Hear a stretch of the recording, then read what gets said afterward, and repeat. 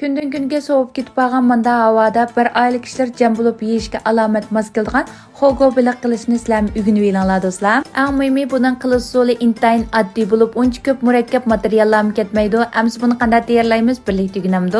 Eng oldi bilan o'zimizning ehtiyojga qarata normal cho'nliqda beliq tayyorlab olgandan keyin buni surat ko'zlagandek beshini kesib etib ikki parcha qilib olamiz. Endi buni normal cho'nliqda parchalab olgandan keyin bir cho'ng qachimiz qilib so'ng piyoz, sinjang, samsoqlarni silib olamiz.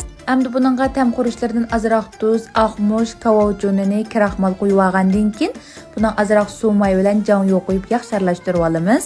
Endi qozonni qurug'dab ko'proq may qo'yamiz. May qizigandan keyin beliqni bir-birlab silib olamiz. Beliqni sag'andan keyin diqqat qildigan ish bo'lsa, beliqni sepla aralashtirmaymiz. Birdam turg'izib, qatqandan keyin yaxshi aralashtirib qizartib elib olamiz. Endi beliqni pishirib elib olgandan keyin xogo qozoniga o'zimiz yaxshi ko'rgan sayko'k tatlarni silib olamiz.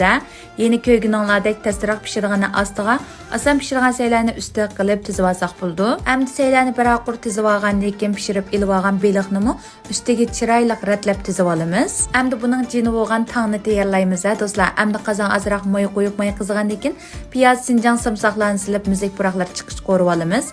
Keyindan azroq tuz, jon yo'q qizartirganlar silib qizilmay chiqish qo'rib olamiz. Endi buningga xogo tutqoz solamiz. Bugun mening ishlatganim bo'lsa, cho'ngstamning qalmi xogo tutqozi.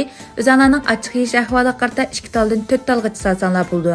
Endi buni obdan aralashtirib qizilmay chiqishcha qo'rib olgandan keyin buningga ko'proq suv quyib bir qaynatib olamiz. Endi bu obdan bir qaynagandan keyin tuz ta'min tetib, ichidagi xurishlarni pok suzib etgandan keyin sayning ustiga quyamiz. Endi buning ustiga azroq ochiq quruqlaza va kavovchin silib olgandan keyin qizdirilgan maydan azroq quyib etamiz. Endi buning taxim ko'rkam chiqish uchun ustiga azroq oq kunji silib etgandan keyin dasturxonga ochiq saqlab bo'ldi. Cho'qqim bir tayyorlab yeb yeganlar do'stlar, mana shunda qor yomg'ir yoqqan kunlarda bir oylik kishilar jam bo'lib yeydigan bo'lsanglar, shunchalik deydi ekan, qanslab o'rganib oldinglar.